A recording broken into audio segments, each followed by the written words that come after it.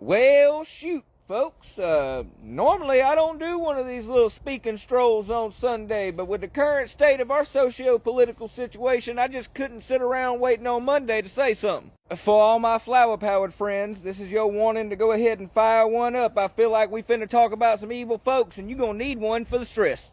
When I do these, I try to string together my words in a way that makes them seem a little bit more sweet. Something like sugar on the end of your spoonful of cough syrup. But make no mistake, today's topic of discussion should make you sick. The sitting president of the United States just told the entire nation they need to shut up about the Epstein files. If you don't believe me, here, I'll show you where he said it himself. Now, you can call me a lot of things, but the one thing you can't call me is a liar. Go ahead and pause that if you need to take a moment to read. Go ahead, get you a good look. I want to make sure you all see exactly how you are being gaslit. Before we even really get started, what we are not finna do is move right on past the fact that the first half of that reads like he is jealous that folks won't stop talking about fucking Jeffrey Epstein. Not so fine, sir. There's a remedy for that. Release the files. Okay, moving forward. Folks, did this motherfucker somehow manage to make this Obama's fault? Once again, not so fine, sir, or anybody who is supporting this administration still. Somebody, please, remind me, who was sitting in the Oval Office on the exact same day that Jeffrey Epstein took his last breath inside of that cell? Spoiler alert, it was the same sumbitch who currently sits inside of the Oval Office.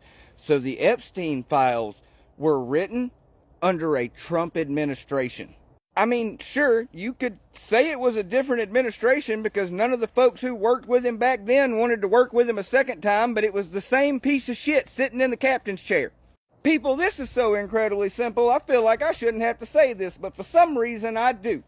The Epstein files haven't been released because the Fanta fascist knows if you read them, it's the one thing you might not forgive him for. And so my next question is for the members of MAGA who have spent so much time screaming about how they just want to protect the kids. What are you going to do now that the guy you helped get the job just told you to shut up and get in line?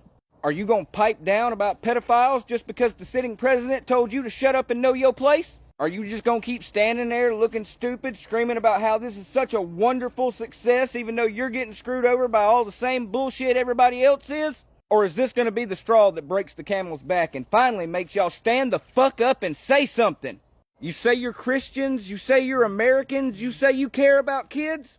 Well, fucking prove it. Stand up to the president. Otherwise, you're nothing more than full of shit and glad of it. Now, y'all keep the motherfucking boots out of your motherfucking mouth and remember that the golden rule will always remain yeehaw fuck the law. I love y'all. I'll see you down the line.